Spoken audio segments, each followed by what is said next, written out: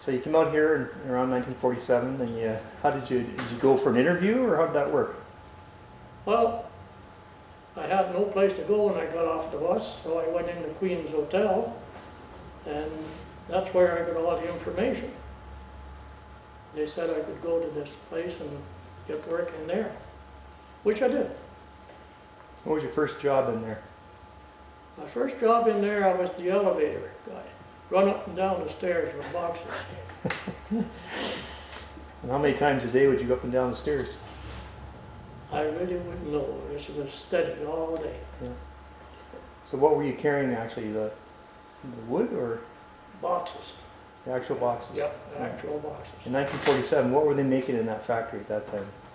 They were making silverware boxes and also table. They made little tables with glass tops. Oh. And they worked for 6 days a week. They worked Saturdays. And sometime on Saturdays I was asked to go upstairs at the top floor and polish glass. Polished glass. Have the glass all polished Yeah. for the Oh. tables. So what's the best job you ever had in the factory? There wasn't such a thing.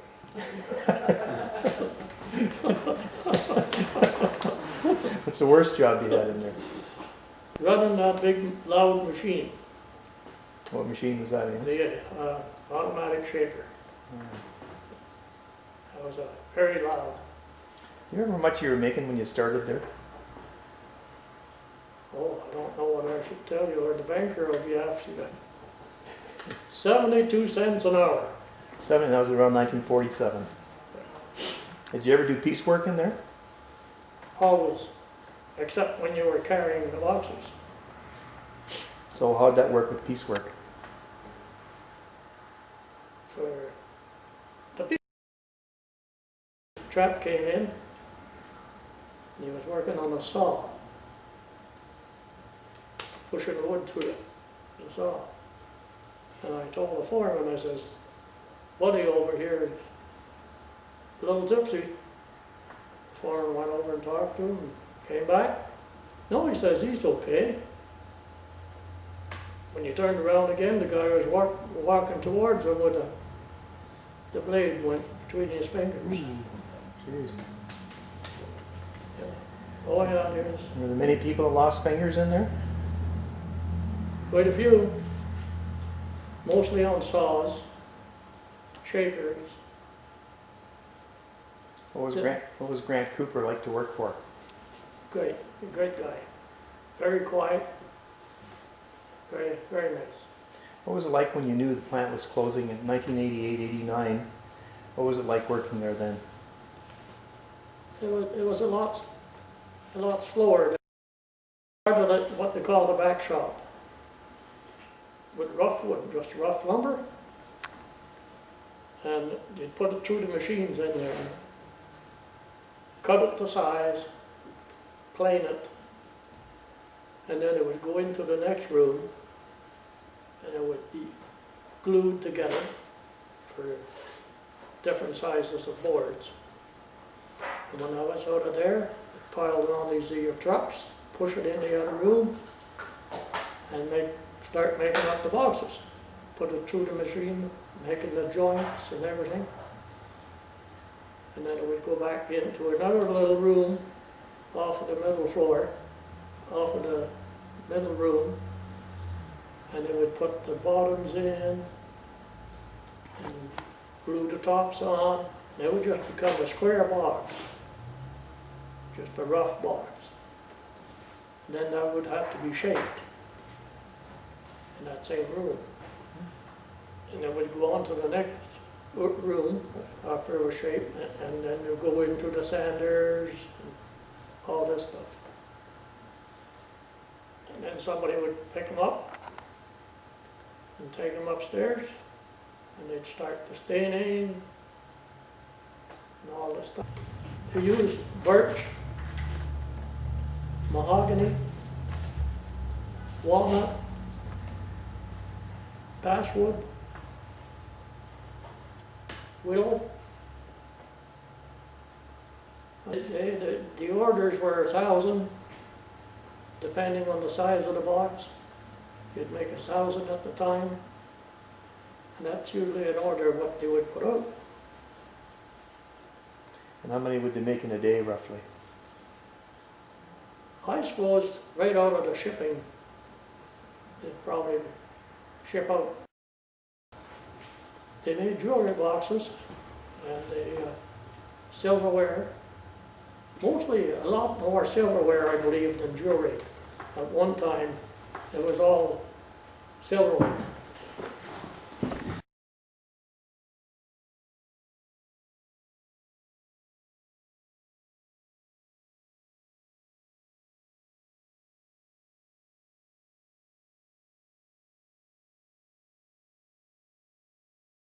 Robert Crowley.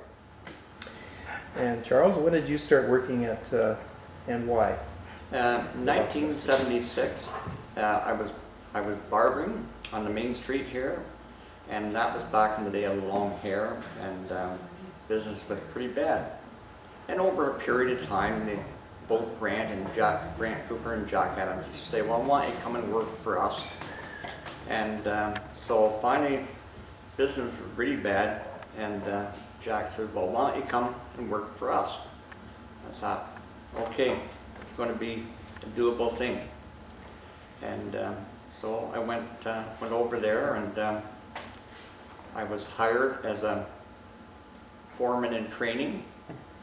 The foreman was John Scott. The assistant foreman was Fred Cooch. They were getting up there, and so that was pretty well prevalent through the plant. There was a lot of older, the older foremans were getting, the foremans were older, and so there was a little bit of a transitional phase while they brought in some younger people. My father, George, he worked there until he passed away in '56. I'm not sure, he was there most of his working life. There was a few breaks, and Mr. Smith had an anger issue, and every so often people would get angry and quit, and so my father was one of them, and he worked in different places, but he always went back to there. Remember your starting salary when you started there? Yes, it was $5, and at the time I figured I was working for $3.50 when I was barbering. Oh yeah. So I thought, this is this is okay. Yeah. What was your first job there? Were you Well, I was like I say, I was training to be a foreman down the road. Didn't know where that was going to be, if it did in fact happen. So I would be cutting cardboard on the guillotine. It was a big machine, and you brought down the handle. It's on the movie picture, and so cutting things to size and getting things all ready to take to the assemblers. What things stick in your mind about the working environment? I could never say anything bad about in there. Was it dangerous at times? Sure. We didn't know any better. We had a couple of machines that were very dangerous to work on after, and we were punching out slots for the silverware, and that machine was very dangerous.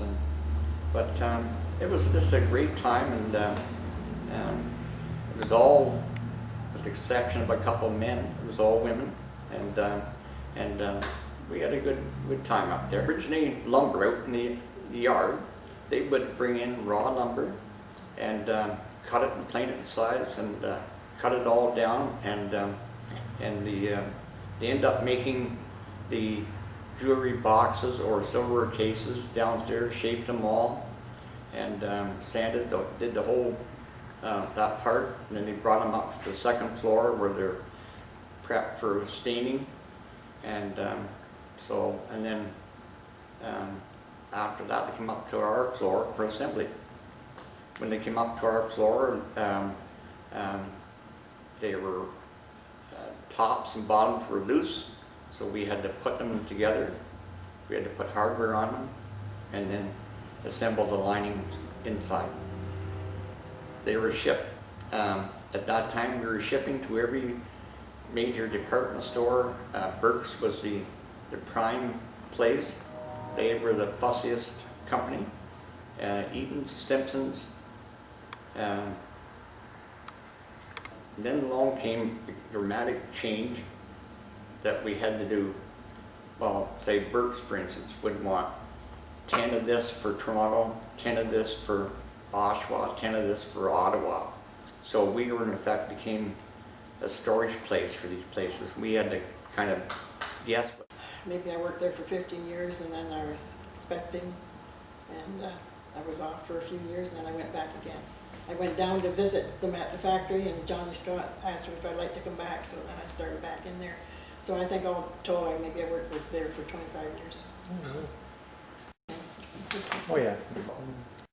And, Yeah. and, Can you tell us what the process is? What did you start doing there to do that dipping, and how did it work? What did you actually do? well, there was a machine that heated the glue and melted the glue, and then you put the material through, and then you laid cardboard on top of that and turned it in.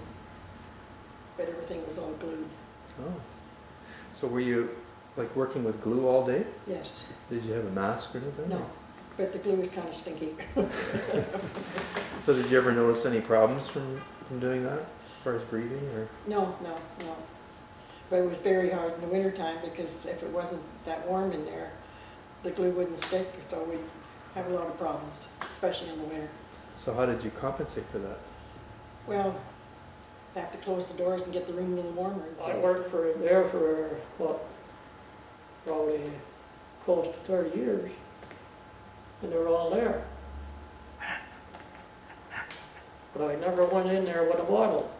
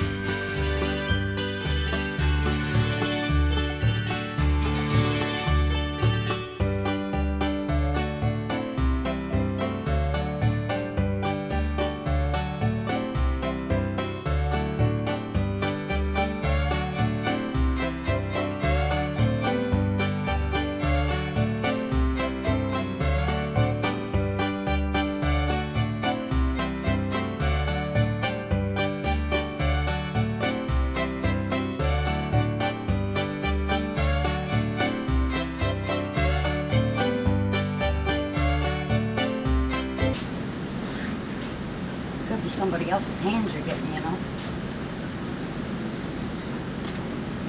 And on the side, you don't need to take that.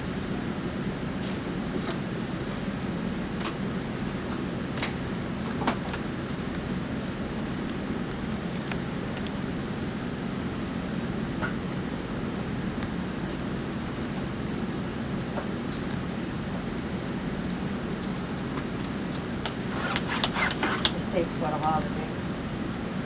A lot of little parts.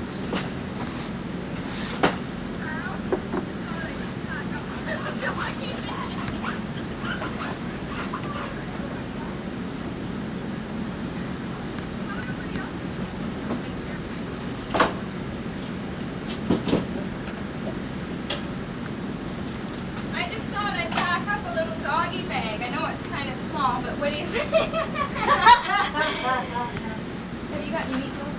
No, not one left. You're kidding. Nope, they all They were gone. good. I was gonna get one for Pam. Yeah, there's nothing left. The only thing that left is pineapple and juice. But the art of assembling. Yeah, I She's think gonna. so. Myrtle's gonna make a tape. The art of assembling. You can buy the Yeah. tape for $29.95. I had to come over here to get my thingamajigers. I got them. Keep them Hour because they're cracking. Yeah, I guess because we didn't have to go out, eh? I think it's because we didn't have to go out. Yeah. That's fine. So I say, I need some of those ones. Well, don't you have any? No. I don't. Myrtle, can I have a drawer back? There, I've got one left. Have you got one or you don't? I got one. Got one. Okay. I got one, but I don't. You don't. There you go, girl. Well, this is one I just trimmed this. Yeah, one, see. yeah. Oh, you just can't, you just lose See how, what do you think of it? borders and everything, you know, you're doing, and then you put it in. That's long. We've had about, this side. It's probably long, it's just a hair that goes on. I hope this bracket doesn't crack on me.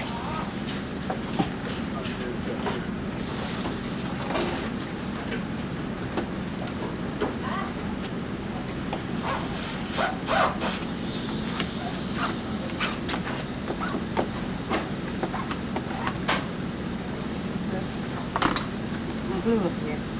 It's supposed to be there. Okay. Because I didn't want to take over the plant. I didn't, there was a lot of headaches, there was, people, just to have 100 or 120 employees was more than I wanted to take on at 36 or 37 years old, so, and we're in General Motors territory, and there was the Darlington nuclear plant, there was the Chrysler trim plant, there was Goodyear, and everyone was making big bucks and wage and benefits, and our fellows just, we weren't able to pay that. And towards the end, the last 2 or 3 years, we had a 20% turnover rate, and it just killed us. It did. And the plant was old. It should have all been on one floor. The equipment was older. There was more modern ways of doing it, and we were just a bit of a dog that had had its day a bit. And it was a shame. It was, and it really bothered Grant the last few years because he was hoping I'd take it over, and I could see the future, and it didn't look good. Sales, the product sold itself. We didn't need to knock on doors or advertise or anything. We had tremendous repeat business with Henry Burks and Sons, People's Credit Jewelers, the Bay, Sears, Oneida, Heritage Silversmiths. The product sold itself, but we just couldn't get the help to make it.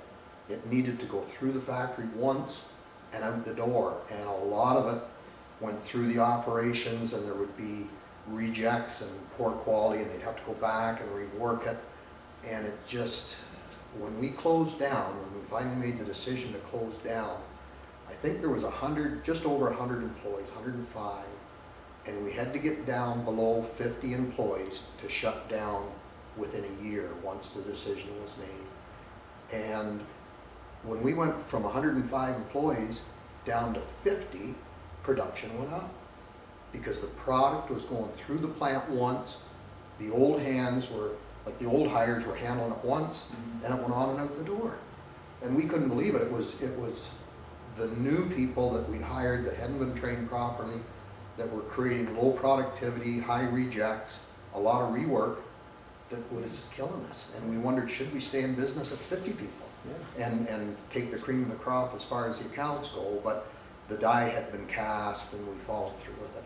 So, and it was a shame really, and I played a big part in, we had tremendous inventory.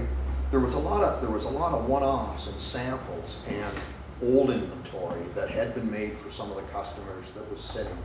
And we were able to ship current inventory to our customers, but then there was still a lot of old stuff left. There was, even after the auction sale of the tooling and equipment and that, there was tremendous amounts of odds and ends that had been collected for 80 years. And it took every day and every weekend, that warehouse sale was open 365 days for a couple of years. It was.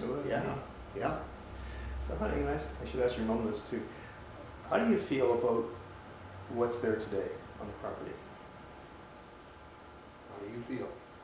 About what you see there today? I look at it when I go up by and I feel sad because there's so many memories. You know, like I can remember my parents talking about it at the supper table. And you were in that even though you weren't working there. But I'm glad it's something that's neat and clean on the main street rather than, and I always heard they kicked the Masseys out, like they donated this building to us in the town and then they wouldn't vote for it. And I don't know whether that's true or not, but that's what I heard. Yeah, no, they didn't kick the Masseys out. They just didn't want implements on the main street. No, the Masseys had, their business had gone so large that they couldn't do it anymore. They couldn't find enough workers here. And essentially, that's, okay Steve, we can stop a second. You can leave the front door unlocked. Okay. Okay, I got a group coming in and then I'll come in later, so Sure. just leave the front door. Okay, thanks Okay. Steve. No, so that's not really the, you're right about the election. There was a 1923, they built the building and then Vincent ran locally, but this was always a very strong conservative area, so Yes. it never changed. So, Chris, how do you feel about what you see there now? I think it's good. I think it's great. Tenzin picked up and carried on with it, kept the building basically the way it is, you know, new windows and doors and new interior. It's great to see that. He poured a pile of money into it and more power to him.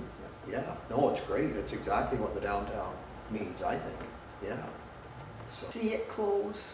What- I'd been there from the first. I hadn't been active in the business when Grant was.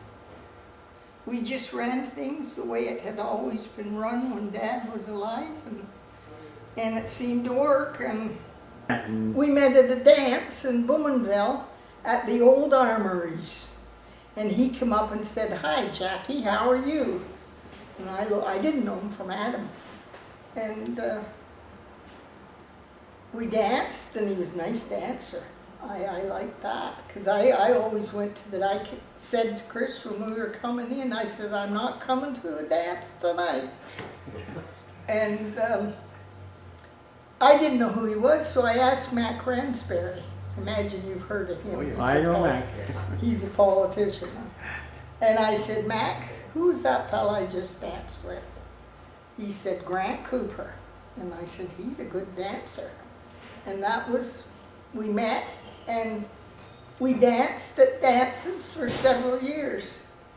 And he was a farm boy, so he didn't have to go to war. His brother went to war. He had a brother that was killed, not in the war.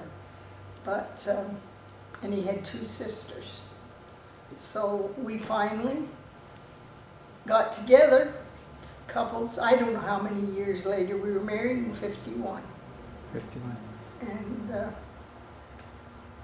2091 he died. 2001. 2001. Yeah. I get mixed up on the older dates. Okay.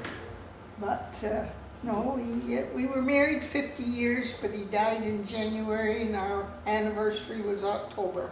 So that year was, we didn't make it 50 years, but it was the 50th.